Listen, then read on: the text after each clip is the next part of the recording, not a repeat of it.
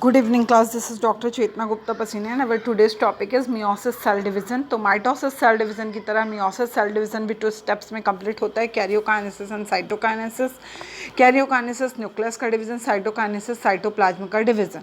meiosis cell division जो है वो 2 फेसेस में कंप्लीट होता है, meiosis first and meiosis second. meiosis first and meiosis second के बीच में साइटोकाइनेसिस की प्रोसेस होना नहीं होना दोनों ही कंडीशन हो सकती है। यदि meiosis फर्स्ट के बाद सेल साइटोकाइनेसिस में एंटर करता है और आफ्टर डेट meiosis सेकंड की प्रोसेस होती है, तो इस तरह के meiosis सेल डिवीजन को सक्सेसिव सेल डिवीजन और meiosis फर्स्ट के बाद में विदाउट साइटोप्लाज्म, ठीक, विदाउट साइटोकाइनेसिस में एंटर किए बिना यदि सेल डायरेक्टली meiosis सेकंड में एंटर करता है तो इसे साइमुलेंटेनियस डिवीजन कहते हैं। साइमुलेंटेनियस डिवीजन के कारण काफ़ी सारे क्रोमोसोमल एब्रिएशन कॉज होते हैं, 99% केसेस में कॉज होते हैं, रेयरली 1% ऐसा होता है कि कोई भी एब्रिएशन कॉज ना हो।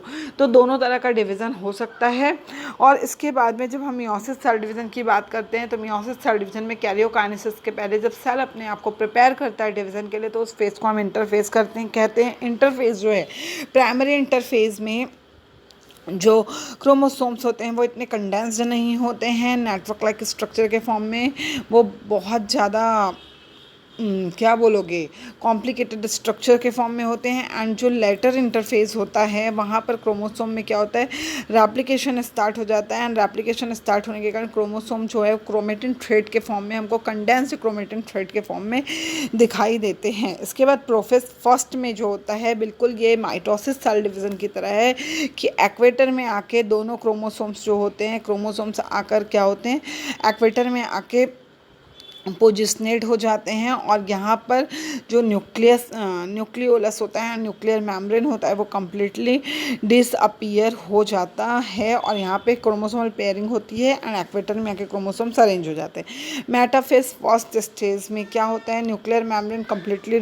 डिसअपीयर हो जाता है डिसॉल्व होने के कारण एंड होमोलॉगस क्रोमोसोम्स जो हैं वो स्पाइंडल फाइबर्स के फॉर्मेशन होने के बाद में वो पोल्स की तरफ आकर अरेंज होने लगते हैं, 2 अपोजिट पोल्स की तरफ जाकर अरेंज होने लगते हैं। एनाफेज स्टेज जिसको हम रिडक्टरी फेज कहते हैं, इसमें क्या होता है, दोनों क्रोमोसोम जो है वो सेल के अपोजिट डायरेक्शन में, अपोजिट पोल्स में क्या होता है, पुलेशन के कारण वो जाने लगते हैं। यहाँ पर हमको एक चीज़ याद रखना है कि एनाफेज फर्स्ट में पुलेशन थ्योरी वर्क करती है, जबकि एनाफेज सेकंड में जो पुलेशन थ्योरी है वो वर्क नहीं करती है। स्पाइंडल फाइबर्स के फॉर्मेशन के कारण क्रोमोसोम्स में पुलेशन होता है, यहाँ क्रोमेटिड्स में पुलेशन नहीं होता, क्रोमोसोम्स में पुलेशन होता है एनाफेज फर्स्ट में, ठीक है। पुलेशन के कारण में क्रोमोसोम्स जो होते हैं वो सेल के 2 अपोजिट पोल्स में जाकर सिचुएटेड हो जाते हैं और उसके बाद में टीलोफेज फर्स्ट एंड साइटोकाइनेसिस की प्रोसेस होती है।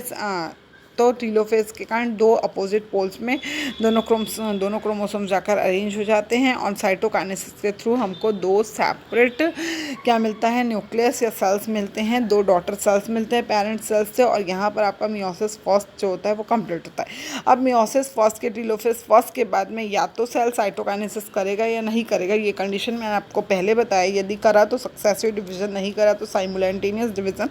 दोनों ही कंडीशन हो सकती है, नहीं भी हो सकती है, कुछ भी हो सकता है। इसका आप किसी भी सेल में किसी भी तरह का कोई गारंटी नहीं होता कि उसमें किस तरह का डिवीज़न होगा। इसके बाद साइटोकाइनेसिस के बाद सेल जब प्रोफेज सेकंड में एंटर, meiosis सेकंड में एंटर करता है तो meiosis सेकंड का प्रोफेज सेकंड में आप देख लीजिए, यहाँ पर साइटोकाइनेसिस होने के कारण सेल ऑलरेडी 2 डॉटर सेल्स में डिवाइड हो चुकी होती है, दोनों के पास अपना अपना एक क्रोमोसोमल पेयर होता है।